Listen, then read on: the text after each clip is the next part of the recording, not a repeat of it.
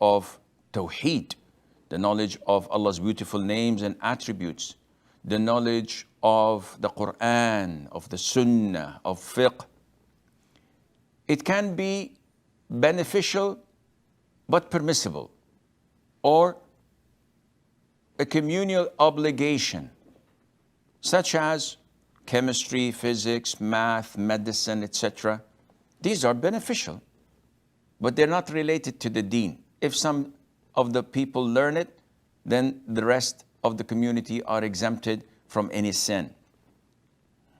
And there are sciences or knowledge that is permissible to learn because it has no good things in it and no bad things in it. So someone likes to pick up photography as a hobby, or to be a carpenter, or to learn car mechanics. This can be beneficial. It can have no value to him, depending.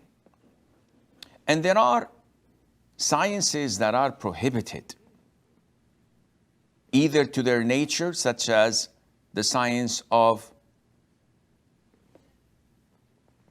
knowing how things can be through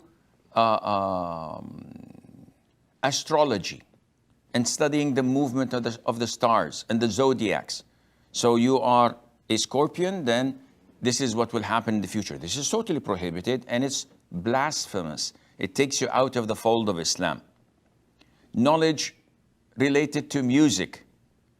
If you go and study music or the arts, this is haram knowledge. Music is haram. Studying theater or cinema is also related to haram jobs. And studying of philosophy. So what do people study in philosophy? Philosophy teaches people how to be independent from everything, even from religion. So you, as a philosopher, claiming to be wise, you must get rid of all these thoughts and ideas and ideology that hinders your free thinking. You're a free thinker. So you don't believe except what your logic tells you to believe. My logic tells me that there isn't any invisible creatures such as angels or devils. There is no heaven and hell. My logic may tell me that there is no God, though philosophers say that there is a God, but he does not speak, and you do not speak to him. So the Quran is not Allah's word. Subhanallah. And they don't definitely believe in the hereafter and the day of judgment. So all what philosophers talk about is nonsense, with all due respect. And they disbelieve in the fundamentals of religions, specifically in the fundamentals of Islam. And they think that the philosopher is in a higher state than a prophet. And this is blasphemous. So this is why the vast majority, if not all of the scholars of Islam, say that studying philosophy is prohibited.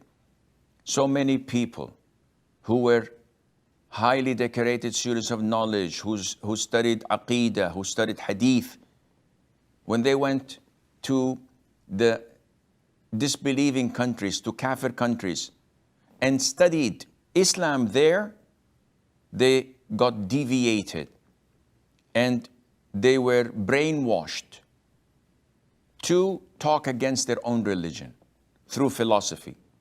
They could not understand Islam until they studied it in these Kafir countries.